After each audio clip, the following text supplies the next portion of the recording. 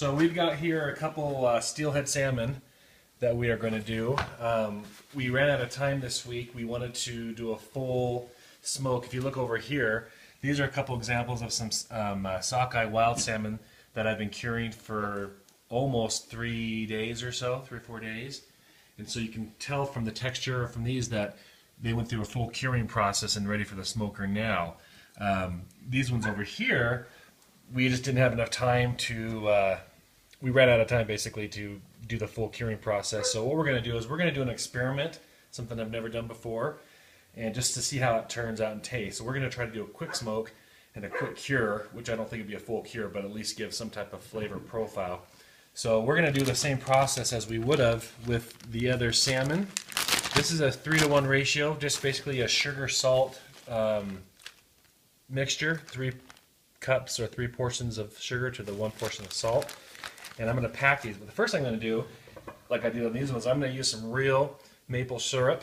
Even though it's great value, Walmart brand, it's still from somewhere back east where they pull it out of a tree and it's real. So I saved a couple bucks and got, you know, the Walmart style.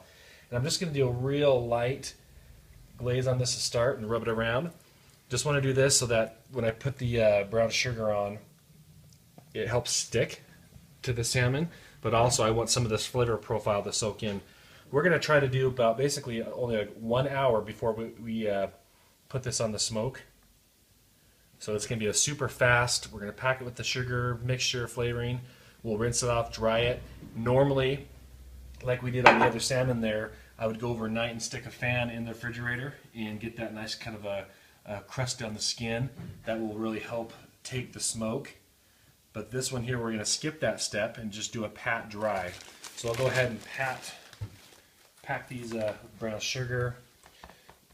And I'm going to actually just going to try to push it in as much as I can, because what I want to do is get that sugar and salt into the pores of the fish so that within the next hour, when I rinse off all the sugar and the salt, I'll at least still have some of the sugars and salt into the salmon itself and kind of help with give that salmon that sweet, salty flavor when we are hitting the smoker. So you can see I'm just going to kind of rub it in, almost like a rub.